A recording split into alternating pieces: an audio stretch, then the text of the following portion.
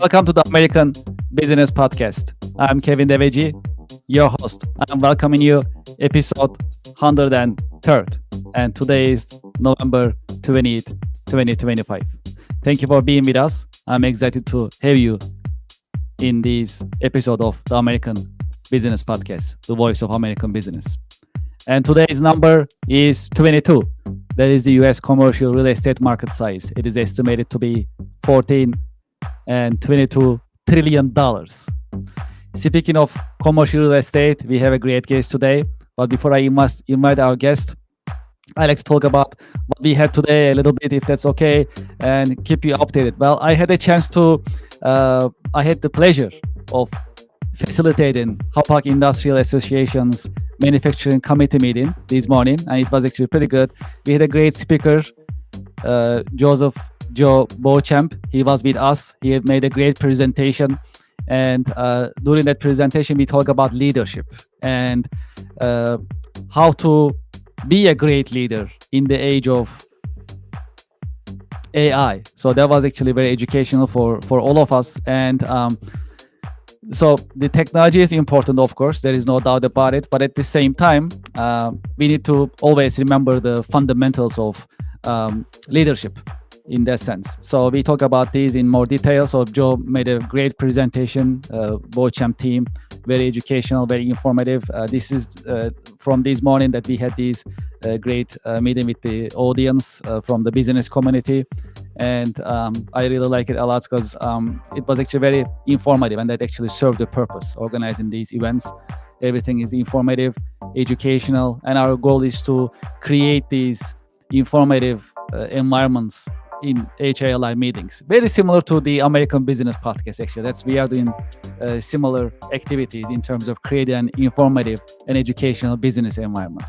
I just want to share this with you before I invite our guest and keep you up to date as to what I am up to recently.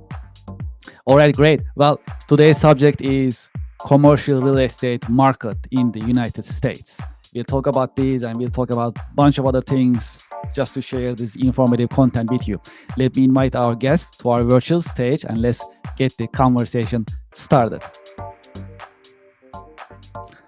Mario, welcome to the podcast. Thank you for having me. Thank you. Thank you very much. How are you today? How is your week going? Very good. Thank you. I'm doing good today. Yes, it was actually great to see you this morning. You were also at the HILI committee meeting. How did you like it? I liked it. It was a good event, a great speaker, and I intend to go to an event that he's hosting in January.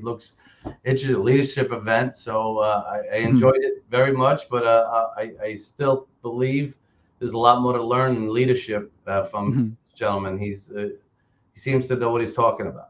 Yes, Joseph Beauchamp, right? Beauchamp team. So they are organizing just to support what you just mentioned. So Joseph Beauchamp, Joe Beauchamp, as we call it, as our colleague, he is organizing this event called Live to Lead. It is scheduled for January 23rd, 2026. And you can easily find it online, live2lead.com, live2lead.com. And you can learn more about this event. It's about leadership, how to build a leadership program, how to build a leadership program in your team, in your organization, as well as yourself as an individual, how you can be a great leader. That's what he's teaching with great examples. And that is actually very important. His positive energy and his insights are actually very informative and very motivational, I have to say. So that's a great event. I just want to share it with you. And another good thing, Mario, just to after sharing these, on December 12th, Joe Beauchamp will be on the American Business Podcast, on this very podcast with me, and I'll have a chance to interview him as well. So we'll talk more about leadership, fundamentals of leadership, and how leadership is evolving in the age of AI. So these are really informative and exciting conversations of our times. Yes. When you were listening to his presentation, any part that really struck you, that just comes to your mind, that you remember right away? I would say not that it struck me. It echoes things I've heard in the past and reinforces many of the things that I've heard in the past. And the more you hear it, the better it is. obviously he touted many great books, which guided him, Yes. which so any great leader listens to other great leaders and motivators. So he touted many books like Traction and some other books. And the other thing is about the culture of your company, and creating that culture is so important for leadership. So that's something we strive here at Industry One, but we always definitely want to enhance the culture, and I strive to be a great leader and growing my company. So hence why I plan on attending his event. Mhm. But yes, that was some of my takeaways. Yeah, that was actually pretty good. My takeaway was, even though AI is shaping our lives, as well as the business world in general, fundamentals of leadership stays the same, that we need to follow: the transparency, the humility, as Yes, well as being adapt to change. Also, the integrity and having vision and mission in an organization. Just the fundamentals that actually he really point out and he expanded on, that was actually really good for me. It's very refreshing, and I also learned some new concepts as well within his presentation. So it was actually pretty good to start a day with these kind of this type of informative presentation. So I was really happy to have that. yes, it was um good. all right, so sounds good. Well, let's talk about you. Let's talk about your expertise. Let's talk about your company. As a start, would you please introduce yourself and your organization to our audience and to our listeners? Sure, I'd be happy to. Thank you. Yes. So my company is Industry One Realty, with the largest independent commercial brokerage on Long Island, specializing mainly in industrial real estate, but we do all types of commercial real estate. But we are very well known in industrial. I am an SIOR broker, which means I have an SIOR designation.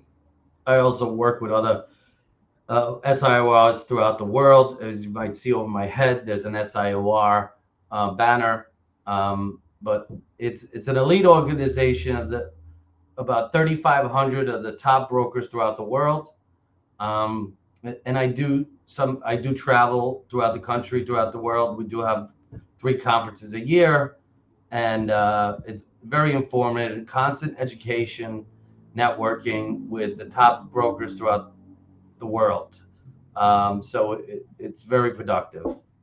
And Industry One, as I said, we're the largest. I have around 12 agents now, exclusively commercial, and we do about 80% industrial.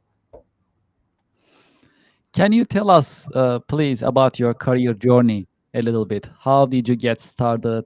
How It's your career path has unfolded over the years? It's an interesting story. I did not Okay. start my first career in real estate. I grew up in the restaurant business, and I got tired. It was a hard business, and I ended up in the catering business, big gourmet deli catering business. After when I was 24, I was backed by my father, and actually 23, and I had that for about almost 8 years, and I wanted to sell it because it was getting harder and harder. And just I decided to sell it, and I had no idea what I wanted to do. So I went into real estate as a residential real estate. Went work with the person who I bought my house from, but all my contacts that were in commercial, the industrial park where my establishment was, and I didn't want to sell inexpensive homes. I wanted to sell multi-million-dollar homes. So I went and spoke to all my contacts who own businesses, big businesses. One of them was Mark Siegerman, who I did all the catering for his 2 giant furniture stores for over the years. He had the largest furniture stores on Long Island, and he was like a friend. And he said, I don't need a house, I need a warehouse. So at that time in 2003, we didn't have access to listings, etc. So I had to try to network to find some listings. And I met a commercial real estate agent. He said, you should try commercial. The short of it is, I interviewed with some commercial firms. They all wanted me. I didn't know you could get hired. I didn't know it was that easy. And I went and started with a firm called United Realty.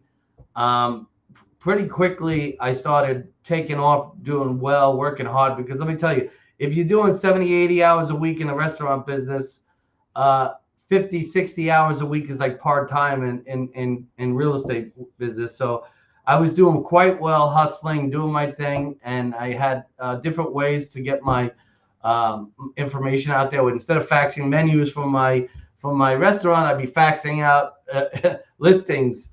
At that time, it was pretty productive. And then Mark Siegerman ends up buying a building, but not through me. And turns out I end up a few years later being his broker and renting out the other half of the building for him. When the economy changed, you know, I when the economy changed and he wanted to sell Siegemann's furniture in 2008, he actually ended up working for me as a real estate agent. So it was a complete flip. I worked for him, then he worked for me, and it was very interesting way how I got into this business. But I will credit Mark Siegemann. If he didn't tell me he was looking for a massive warehouse, I might not have never went into commercial real estate. Yeah, that's a really interesting story. When you look at your day-to-day work, what are the exciting and challenging parts of your work on daily basis?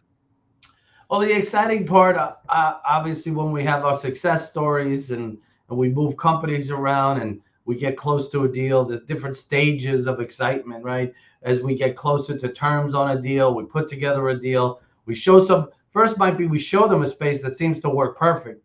Then we have the struggle to put together the terms and negotiate a meeting of the minds, all right? So that could be very difficult, but we get there, we get that done, and then we get to the hopefully the closing table or lease signing, and everybody seems to be quite happy that they mission accomplished. Whether it's a seller or a landlord that they got their space sold or leased, or it's the new tenant or buyer that is now has their new home.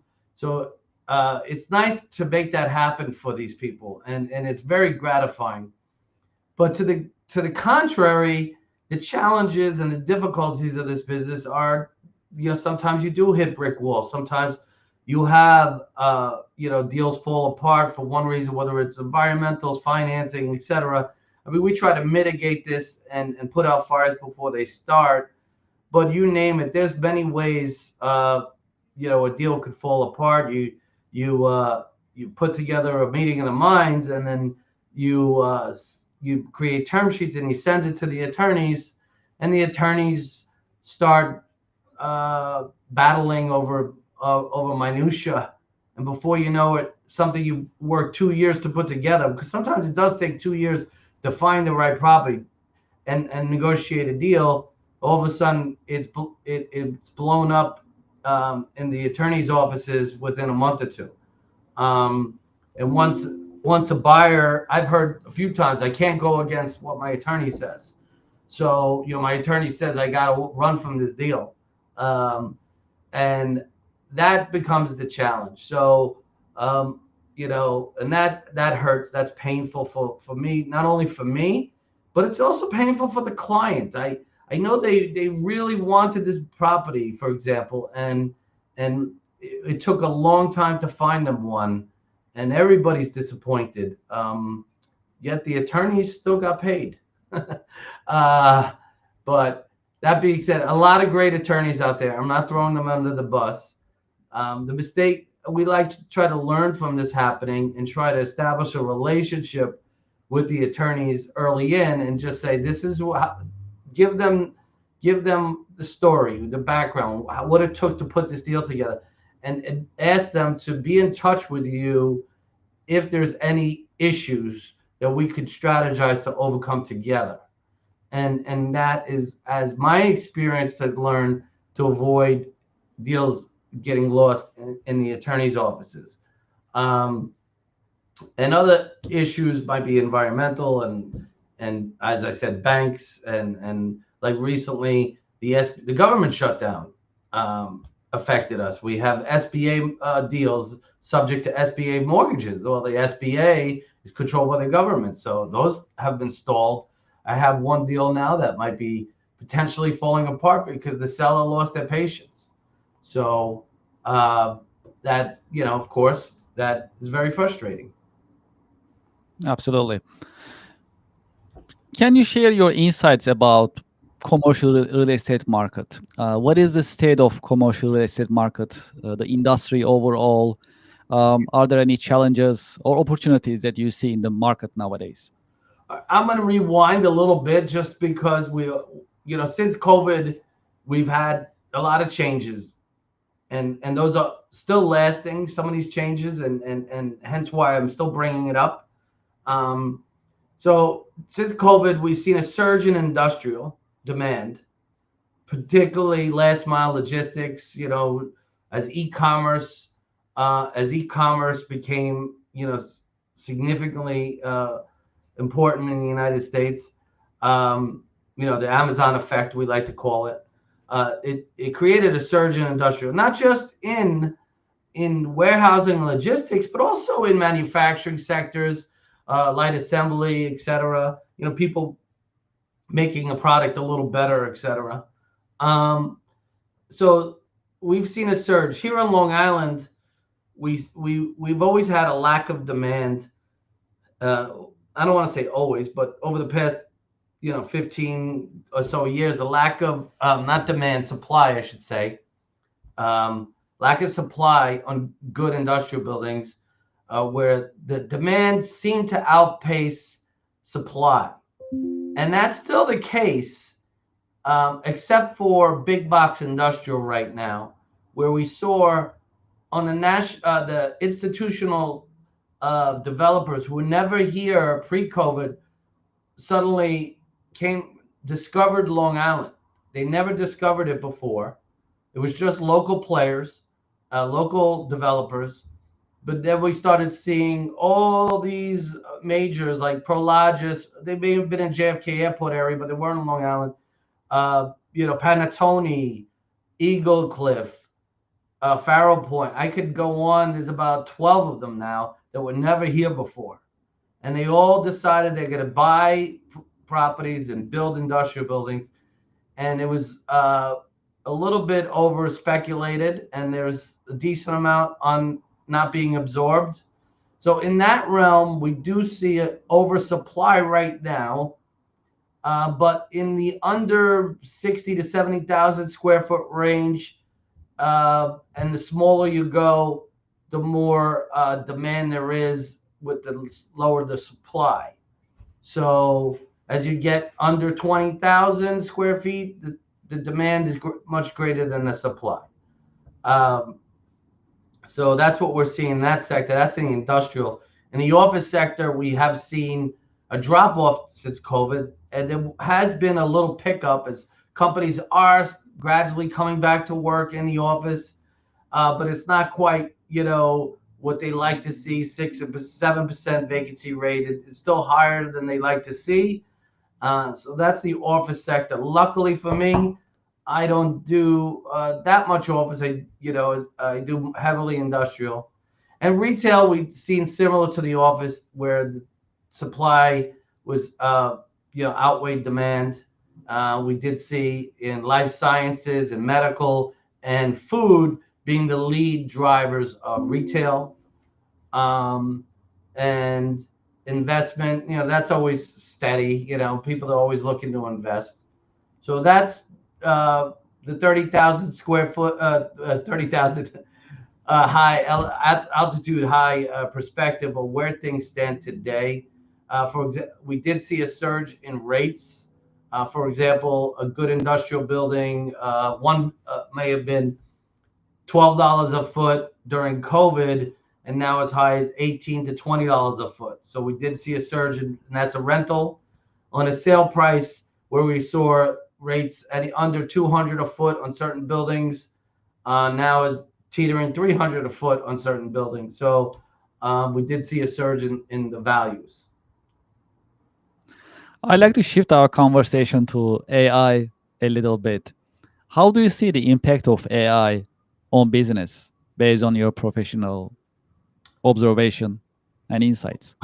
AI is a game changer, I believe, for many businesses who adopt it and learn how to use it for their business. I believe it could help almost any business if they adopt it in the right fashion and engage it and engage a professional potentially on how to there are so many seminars today.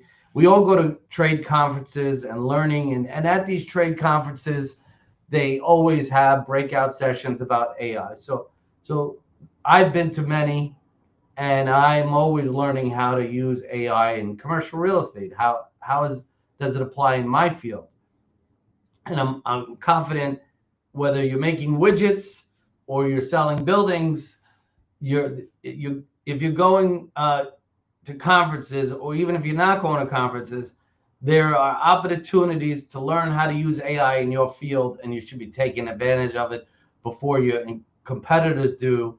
And unfortunately, you will not succeed in the future of AI and the world of doing business with AI is amazing on what it could do, and it's only growing. It's only evolving. I remember the initial ChatGPT versus the ChatGPT 5, et cetera, of today is is a significant difference. And now it's been only a few years. So could you imagine where it's going to be in a few more years? So if we're not learning what it could do today and how to help our business now, we'll be that much more behind a few years from now when everybody's utilizing the most optimized AI tools available. Yes, AI and its impact on business is fascinating, and it keeps evolving. This is a really exciting subject. And well, uh, as you know, my expertise is business software, and CRM, sales and marketing software systems are actually our core capabilities. So we work with many different organizations. We work with real estate companies as well. So and we see different marketing practices. So from your point of view, what are the best marketing practices in your industry that brings the highest ROI? Okay, well, social media, of course, is fantastic. Getting your brand out there in social media and your success stories out there in social media. Networking, of course, in uh, multiple organizations, business networks, of course, always worked and will continue to work. That face-to-face time where you're building a rapport with business owners, and you let them know you want their business and they could trust in you to deliver to their referrals. So that always, I believe, will work.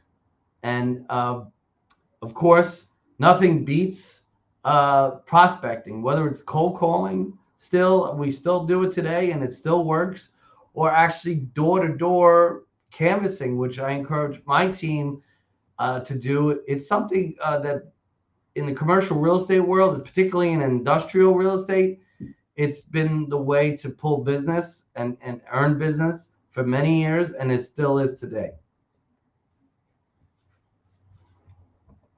These are important insights. Thank you for sharing with us. In your career journey, you have a long career, decades of professional experience. In your career journey, have you had any role models, any mentors who help shape your career path over the years? Well, I was lucky when I was told when I interviewed back with United Realty, there were three principals. There was actually five, but two were semi-retired like in the business to begin with. But the three principals all were excellent at one thing. One was very analytical, one was very personable, and one was an amazing negotiator. And his name was Ray Finkelstein, and is Ray Finkelstein, and he was regarded as one of the top brokers for the past 40 to 50, probably one top brokers, top five brokers over the past 50 years on Long Island. And I sat next to Ray. And I was already a business owner at that time. I mean, I didn't share with you my history, but by the time I had went into real estate, I've had hundreds of employees working for me over the years in different levels, um, and I was always had that entrepreneurial spirit. So I did have some business acumen, but I didn't know commercial real estate and the nitty gritty of it. Ray helped me to navigate that, and I did learn on how to negotiate and create a meeting in the mind in commercial real estate. And he was one of my excellent mentors. And Gary Joel Shacker was an SIOR also, and he was one of the other principals there, and he was an excellent mentor. He got me involved with He got me to appreciate SIOR. I don't want to say he got me involved. Hence why I pursued it. And there was another gentleman, Alan Yaffe, who was very analytical, and which is also important to make sure you're getting everything done right, and your numbers can be relied upon in this world, because your clients and your customers expect that. So he taught me the importance of that. So those were If my the, three mentors in this business. And when I left to take over Industry One, I left on the best of terms. I was recruited years before that to become a partner at another firm, and I turned it down because I did appreciate their mentorship, and I did appreciate um, all they've done for me. And I said I'm going to give them a few more years of earning money so I could pay them back. And I didn't leave to take over Industry One until I was made an offer I could not refuse, and I continued to do business with United Realty for 2 years after taking Industry One over, and quite well. We worked together on a number of things, so the transition was quite amicable. if there is one key career lesson that you learned the hard way, what would it be that you can share with our audience and listeners? Okay, But this is sometimes it is this, hard to say just one. You can say a couple of them. no. We'll take it. These are all important, great Okay, insights for us. Thank you. this is going to be funny, and I'm going to have to explain it. Okay.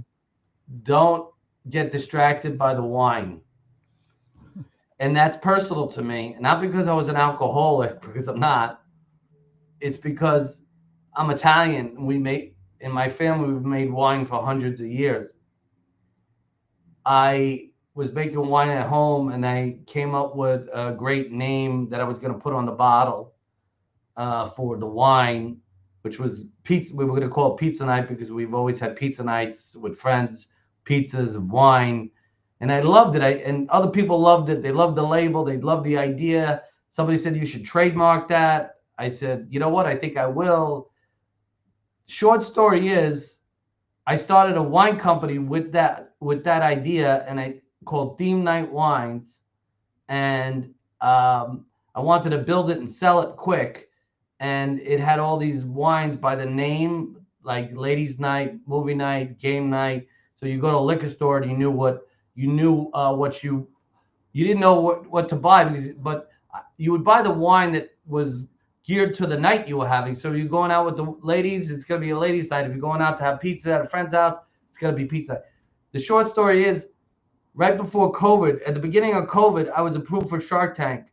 But by that time, I already invested $500,000, and I had my agents that worked for me were not appreciative of my eye being off the ball at Industry One, and because I had to devote a decent amount of time to that.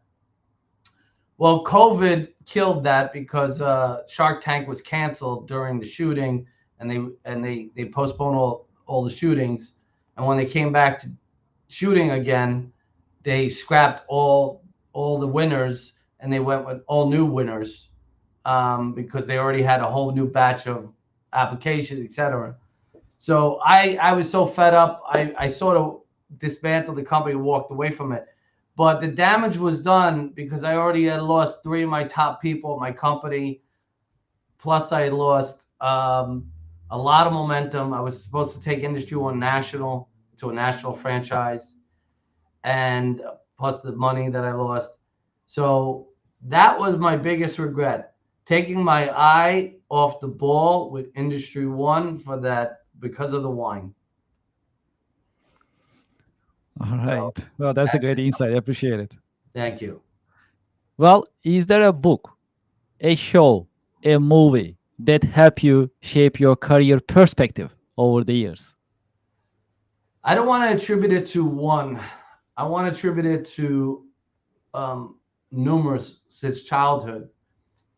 So I remember a movie called Wall Street, with Charlie Sheen Yes. and Michael Douglas, and watching that and realizing do what it takes to get your foot in the door. Don't stop. And that's what Charlie Sheen did in that movie. And my mother would always say, "Where there's a will, there's a way," and that always resonated with me. And then growing up and going forward, there was movies like, The Wolf of Wall Street, or uh, you know, uh, Pursuit of Happiness with Will Smith. You Mhm. know, books like Good to Great was an attraction. Great books also. So that being said, it's a combination, a myriad of all these things coming together to help motivate me to do what was necessary. What are your biggest interests and passions outside of work? My passions outside of work are soccer, playing soccer. I love playing soccer. I love, as an adult, I played adult league soccer. I recently got injured, ACL injury. I needed surgery, so Ah, I had to take a break from that. But what as I started in what recovering, position?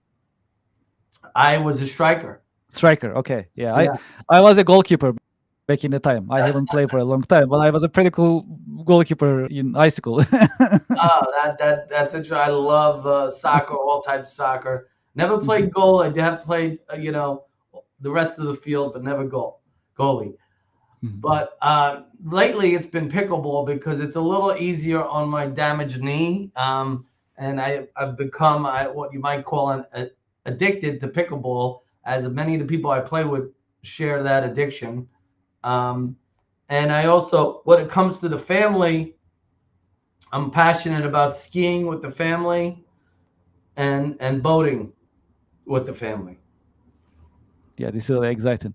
And speaking of pickleball, we have a new uh, sponsor for the American Business Podcast. We're gonna have Wilson coming in to the American Business Podcast, and they have a pickleball and golf equipment.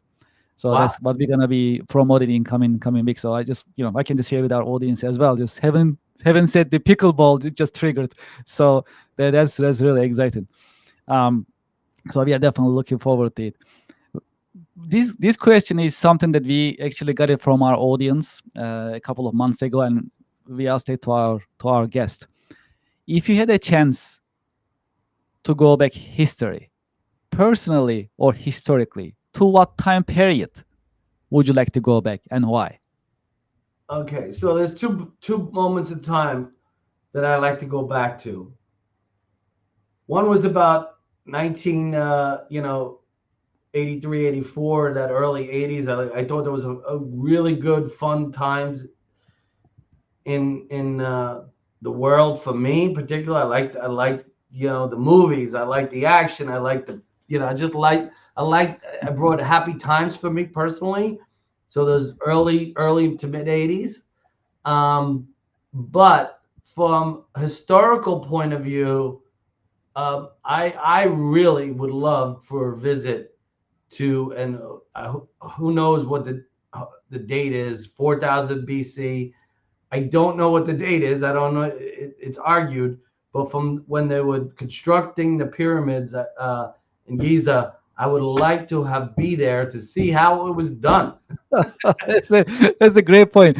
I've been asking that question for a while. This is the first time that one of our guests actually talking about the pyramids in Egypt. So, which is this is a great point. It's a Yeah, mystery. It's a mystery, right? it's a mystery that Yes, I would love to have the answer to because it blows my mind every time I just think about it and I get lost in it.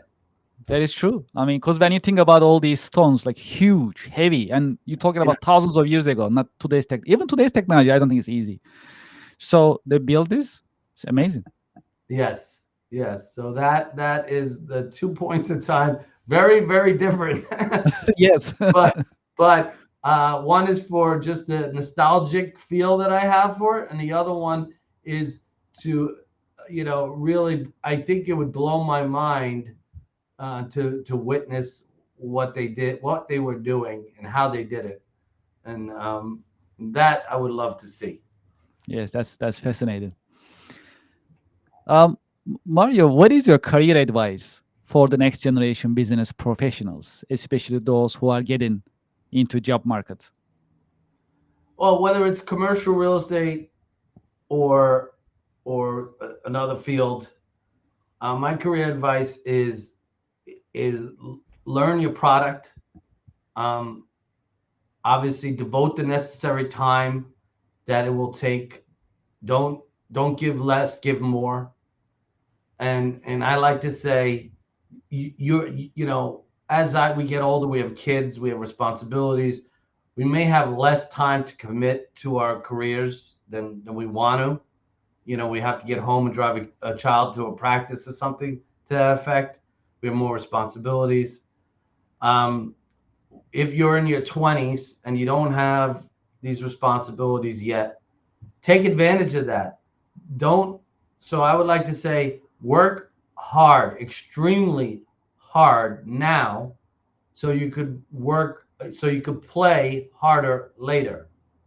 So where there's a tendency among some, the newer, younger generations, Z, X, and millennials. Though now it's not millennials, but it was the millennials, where there was a tendency to kick the can or postpone, and not work hard enough until they had, to go get an apartment or had a wife or have a child on the way.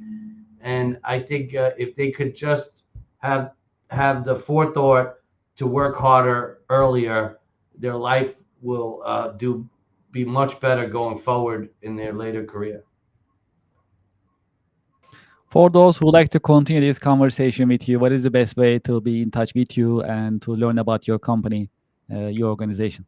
Well, email, of course, my first initial last name, M Asaro at industry1.com. So that's our URL is industry1.com. So it's easy to find us, spelled out industry1.com. And yeah, I'm happy to give anybody advice, knowledge. When I'm often approached by people wanting to get involved with commercial real estate, and I weekly I'm approached. So I do have some videos that I direct people to that I put together to help them understand what it's like to be a commercial real estate agent and what to expect. So I would immediately direct them to those short videos, and then if they still have interest after that, then of course I have interviews, I have discussions, I let them know the good, the bad, the ugly, and make sure they know what they're getting involved with, and what this business is not for everybody. It's for the 20% that really that have what it takes to deal with rejection, deal with the slow crawl to the paycheck. It takes a while to earn your money from a transaction because of the closing process. So it's not for everybody. Not everybody has that patience. Mario, thank you very much for sharing your professional insights and your Thank professional you. I wisdom with us appreciate your time on and this afternoon. having me speak with you today. That I appreciate it very Pl- much. Pleasure Thank is all mine, and I'm looking forward to seeing you at HILI in coming events. I'm looking you. Yes, forward to it, same here. and appreciate it. Thank you. And we also have an online networking event that we organize as the American Business Podcast. We call it the Connection America Business Alliance. I'll Yes. also send you an invitation yourself or anyone from your team. More than welcome to join us. The next one is tomorrow, actually. So tomorrow Oh, morning, if anyone is very good. available, yourself or anyone from your team, more Thank than welcome. I'll send you the invite, and we do these monthly. The reason we do these in the American Business Podcast, we have these great conversations, you. very Yes. insightful, very educational. On top of it, we like to also take action and help our audience and other business professionals. We like to help them connect. So the American Business Podcast, with the name of Business Connection Business Alliance, we organize these joint online business networking events. So I'll also send you the invite. I hope you can join it, or anyone from your team, more than welcome. But I'll send you the invite anyways.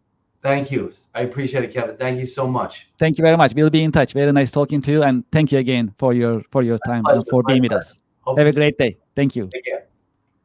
Well, to our audience and to our listeners, I hope you enjoyed today's episode. Well, as I always say in the American Business Podcast, there is always something new to learn. And that's a great opportunity for us as professionals to learn from other business professionals. And Maria Sori is one of them. He has decades of professional experience, and he was so kind to spend his time with us and share his professional insight, experience, as well as his life in a way, his professional life, what he's been through, gone through, and how he has been working and operating his organization. So that was a great episode in that sense, offering you the educational content. I hope you like it. Well, if you like it, please make sure to go to our YouTube channel and like. As you know, we have more than 120,000 YouTube subscribers. Thank you for your support. If you haven't done so, please go to our YouTube channel. I'll also bring the QR code right on the screen. So if you scan this QR code, it'll take you to our YouTube channel and you can subscribe. And if you feel more generous, you can also share your thoughts, and you can also put your comments in the chat box. We'll truly appreciate it. If you'd like to be a guest in the American Business Podcast, you can send us an email. It is americanbusinesspodcast@gmail.com. You can also reach out to us if you like to advertise your company, sponsor the American Business Podcast. We welcome it. We love to partner with you. The American Business Podcast is a great platform for you to introduce your products and services, so we can get the conversation started, see how we can help your company and products and services introduced through the American Business Podcast. We love to hear from you, and email is the best way to reach out to us, americanbusinesspodcast@gmail.com.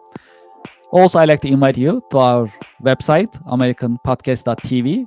We keep the website updated. You can see in episodes what type of subjects we will be covering, so you can see our coming episodes, and you can join us and you can watch live on the American Business Podcast, the voice of American business.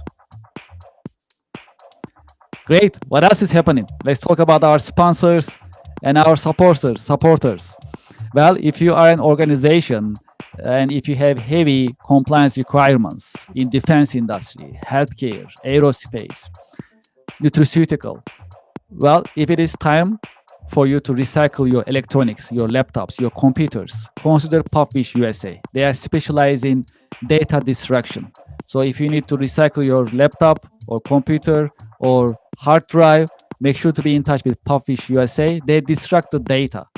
They erase your hard drive, completely clean it up, and also hard drives and other electronics, as per your request, physically destructed. I had the chance to be in their facility. I've seen it with my own eyes. They actually are very professional. They have a secure environment, and they literally destruct all these electronics with their huge machinery and equipment, which is really cool. And they document everything. They also send you a certificate and another proof that actually the job has been done. And more importantly, they are great people to work with. I have their QR code on the screen. If you scan this QR code, it'll take you to their website, and you can get in touch with them. And make sure that you mention them, that you heard about them from the American Business Podcast. If you like to build your team, if you like to build your team spirit, consider Spot Corp events. They are specialized in putting together events that help your organization build your team spirit. And they are experts in it. And their CEO also, a couple of months ago, was my guest on the American Business Podcast. And I had the pleasure of interviewing Jesse Pottle. And that's a great company. Also great team, great people. You love to work with them. When you scan this QR code, it'll take you to their website and you can get the conversation started with them. And make sure that you let them know that you heard about them from the American Business Podcast. As we discussed earlier in the American Business Podcast, this month's online networking event is for tomorrow. We have a couple seats left, almost sold out. And I love to invite you. That's an online networking event. It's a professional business networking event. And the cool thing about this event is that online, you meet with other business professionals. And at the same time, you'll be on the American Business Podcast, right in front of thousands of American Business Podcast followers and subscribers. So that's a great opportunity for you to introduce your company, your products and services. In that sense, if you have time, if you are available, please join us. When you scan this QR code, it'll take you to the registration page and you can sign up and join us tomorrow. That is for 10 a.m. November 21st, Friday, 10 a.m. Eastern. We're going to get started and I'll be the moderator of this event, and you can also watch on the American Business Podcast live on YouTube, LinkedIn, Facebook, and Twitch.